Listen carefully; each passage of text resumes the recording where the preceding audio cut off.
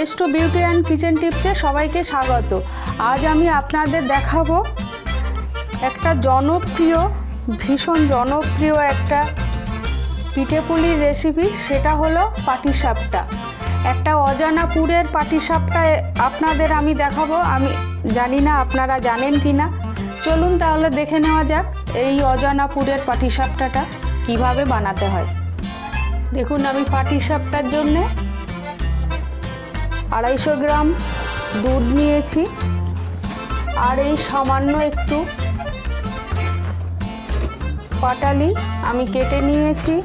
এই পাটালি থেকে অল্প করে পাটালি আমি কেটে নিয়েছি।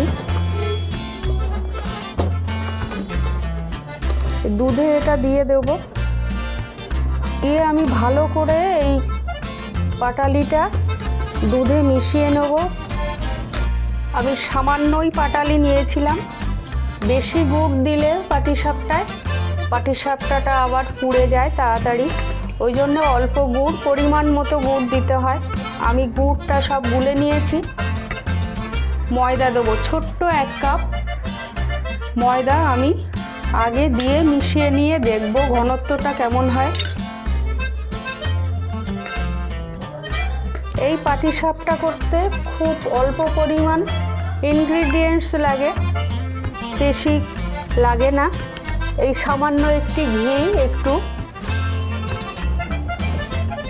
একটু খোয়া ক্ষীর নেব,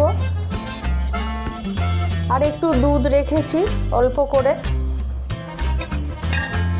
আর একটু অল্প করে এলাচ গুঁড়ো আমি দিয়ে দেবো।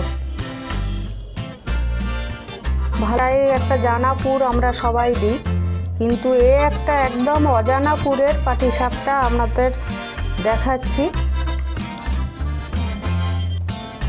আমি একটু সামান্য পরিমাণে দুধ নিয়ে নেব।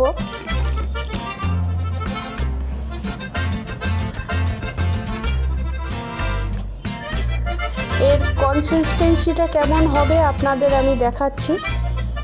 ভালো করে একটু মিশিয়ে নিই।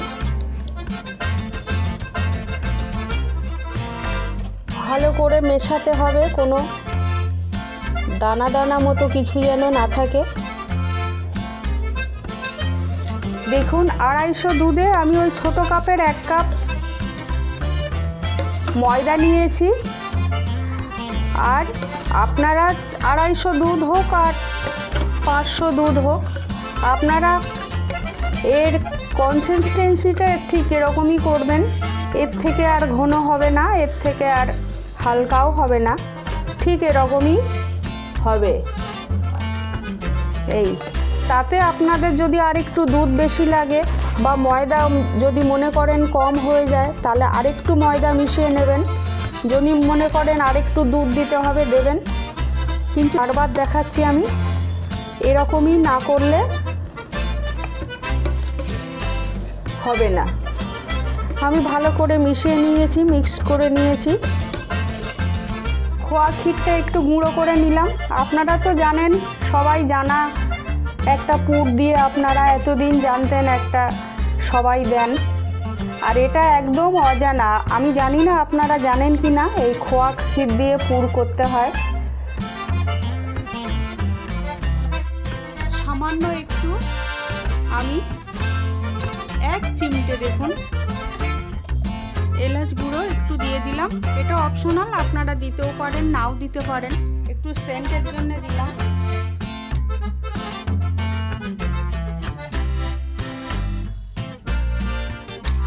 এলাচ গুঁড়োটা দিয়ে আমি একটু মিশিয়ে সামান্য একটু ঘি দিয়ে দেবো।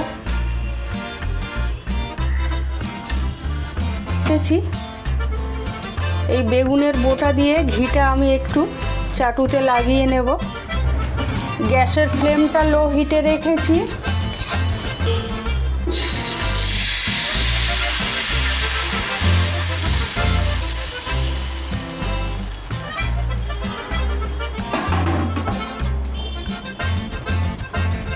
বেগুনের বোঁটাটা দিয়ে আমি একটু সমান করে দেব। এবারে আমি অল্প করে একটু খোয়া ক্ষীর দিয়ে দেব। এই খোয়া ক্ষীর দিয়ে পাটিসাপটা করলে ভীষণ সুস্বাদু হয়। আপনারা একবার অন্তত বানিয়ে দেখবেন। যারা মিষ্টি খান না, ভিতরের পুরে মিষ্টি তো দিতেই হয়, যারা মিষ্টি খান না এই খোয়া ক্ষীর দিয়ে করে দেখবেন, এর স্বাদ ভীষণ ভালো হয়। একটা পিঠ উল্টে দেবো এইভাবে।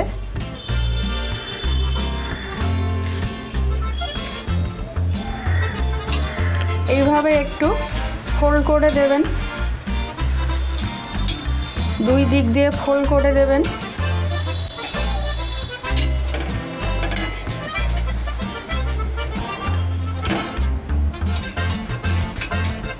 এই একটা আমার হয়ে গেল, দেখুন। আমি আর একটা আপনাদের দেখাচ্ছি। আপনারা আপনাদের পরিমাণ মতো ঘি দিয়ে দেবেন। বেগুনের বোঁটাটা দিয়ে আমি চারদিকে একটু লাগিয়ে নেব, চাটুর চারদিকে। আর একটা আপনাদের দিয়ে দেখাচ্ছি, দেখুন।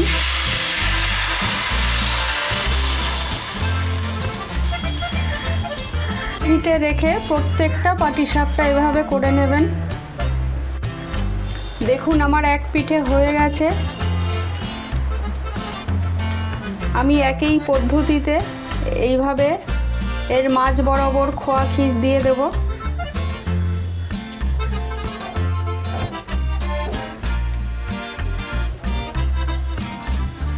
এই পিঠটাও দিয়ে দিলাম।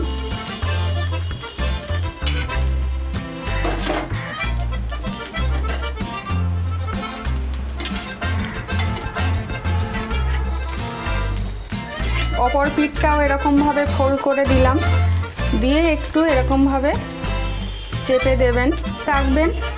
দেখুন আর একটা হয়ে গেল আমার।